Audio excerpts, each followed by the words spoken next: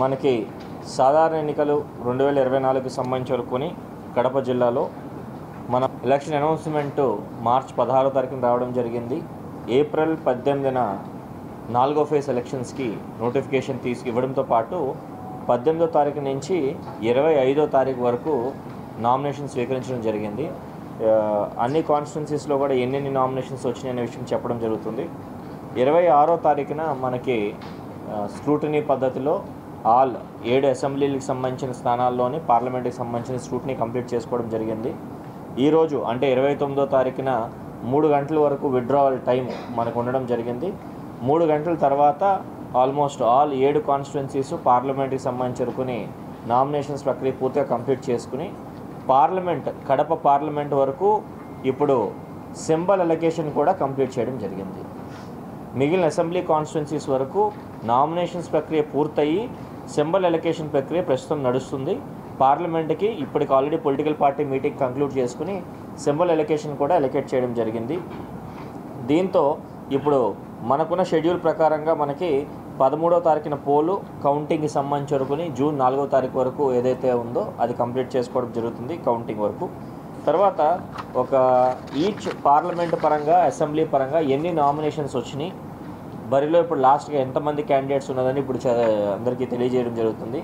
కడప పార్లమెంట్కి మొత్తంగా 47 నామినేషన్స్ రాగా అందులో 20 నామినేషన్స్ ప్రాపర్ ఫార్మాట్లో లేని వాళ్ళని తిరస్కరించడం జరిగింది. ఫైనల్గా పోటీలో ఉన్న అభ్యర్థుల సంఖ్య 14. బద్వేల్ అసెంబ్లీకి సంబంధించి వరకుని 38 నామినేషన్లు రాగా 14 తిరస్కరించడం జరిగింది. 14 నలుగురు ఉపసంహరించుకోవడం కూడా 4 జరిగింది. పోటీలో ఉన్న అభ్యర్థులు 14. కడప అసెంబ్లీకి సంబంధించి వరకు 59 నామినేషన్లు రావడం జరిగింది.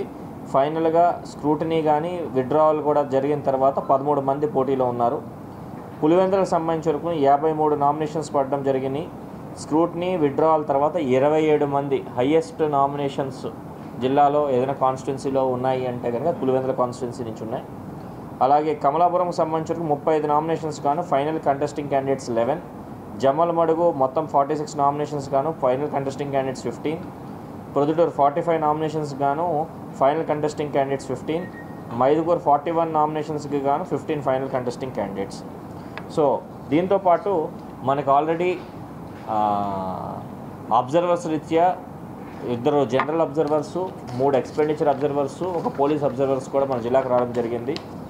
Kadapa parliament, Kadapa assembly, Pulivendula assembly, కమలాపురంకి సంబంధించి వరకుని కునాల్ సిల్కు సార్ మనకి అబ్జర్వర్గా ఉండడం జరిగింది. అలాగే భానుదాస్ పలవలే గారు బద్వేల్, జమ్మలమడుగు, ప్రొద్దుటూరు, మైదుకూరుకు గాను జనరల్ అబ్జర్వర్గా మనకి నియమించడం జరిగింది. దీంతోపాటు రమేష్ భారతి గారు కడప పార్లమెంట్కి ఎక్స్పెండిచర్ అబ్జర్వర్ గాను, సత్యేందర్ సింగ్ మెహ్రా బద్వేల్, కడప, పులివెందుల, కమలాపురంకి ఎక్స్పెండిచర్ అబ్జర్వర్గా రావడం జరిగింది. రాజేష్ కుమార్ మీనా గారు జమ్మలమడుగు, ప్రొద్దుటూరు, మైదుకూరుకి ఎక్స్పెండిచర్ అబ్జర్వర్గా ఉన్నారు. మనకి పోలీస్ అబ్జర్వర్గా మనకి అర్జిత్ ఠాకూర్ మనకి పోలీస్ అబ్జర్వర్గా రావడం జరిగింది. ఇప్పుడు మనకి ఎన్నికల ప్రచారం రీత్యా ఇప్పటి నుంచి ప్రచారము 11వ తారీఖు 5 గంటలకి ముగియడం జరుగుతుంది. సో ఇప్పటి నుంచి ప్రతి ఎన్నికలకి సంబంధించుకుని ఏవైతే పర్మిషన్స్ తీసుకుని ప్రచారం చేయొచ్చో 48 hours నియమ నివాళన ఉంటుంది కాబట్టి 11వ తారీఖున 5 గంటలకల్లా ఎట్టి పరిస్థితుల్లో ఈ విషయాన్ని గమనించాల్సిందిగా కోరుతున్నాం. దీంతోపాటు హోమ్ ఓటింగ్కి సంబంధించుకుని మన జిల్లాలో సుమారు 878 మంది హోమ్ ఓటింగ్ ఆప్ట్ చేయడం జరిగింది. హోమ్ ఓటింగ్కి ఎవరైతే ఆప్ట్ చేశారో వాళ్ళందరికీ మే 6వ తారీఖున 78 బృందాల వరకు ఇంటింటికి వెళ్ళి వాళ్ళ ఓటుని సేకరించడం జరుగుతుంది.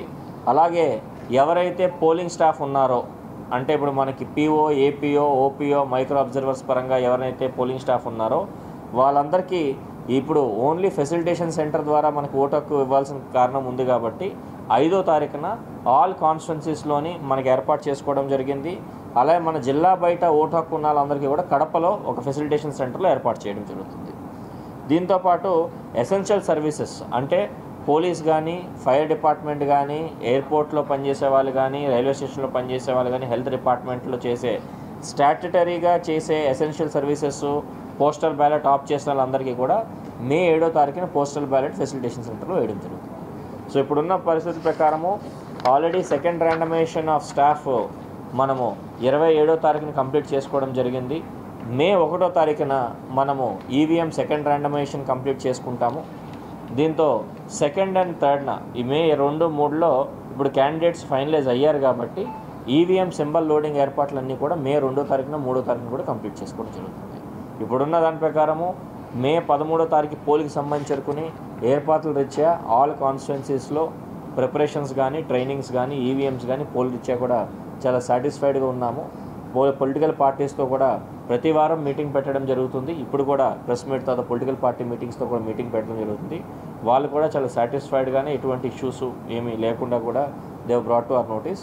ఎక్కడైనా కనుక ఎవరైనా వైలేషన్ ఉన్నా కానీ we are taking very serious action in terms of MCC violations. ఇప్పుడు క్యాండిడేట్స్ కూడా కంటెస్టింగ్ క్యాండిడేట్స్ ఫైనలైజ్ అయ్యారు కాబట్టి క్యాండిడేట్స్ అందరూ కూడా వినపం జిల్లా యంత్రాంగం తరపు నుంచి యాజ్ డియూ ఆల్సో ఇస్ మీ అందరికీ కూడా రూల్ బుక్స్ ప్రకారంగా ఎంసీసీ నియమాలు కానీ సువిధా పరంగా పర్మిషన్స్ పరంగా కానీ ఏం చేయాలన్న దాంట్లో ఆల్రెడీ అన్ని ఇన్ఫర్మేషన్స్ ఇచ్చాం. దయచేసి అవన్నీ పాటించి ఒక మంచి ఎన్నికలకి ఫ్రీ అండ్ ఫెయిర్ ఎలక్షన్స్కి కంటెస్టింగ్ క్యాండిడేట్స్ అందరూ కూడా సహకరిస్తారని ఆశిస్తూ జిల్లా యంత్రాంగం తరపు నుంచి ఇప్పటివరకు కష్టపడిన ఆర్ఓస్, డిఓస్, మనకి కావాల్సిన ఏఆర్ఓస్, పోలింగ్ స్టాఫ్ అందరికీ కూడా ఎండాకాలంలో చాలా కష్టపడి ఏర్పాట్లను రెడీ చేస్తున్నాము. దయచేసి సేమ్ టెంపో మనము మే 13 వరకు ఖచ్చితంగా కంటిన్యూ చేయాల్సిన కోరుతున్నాం.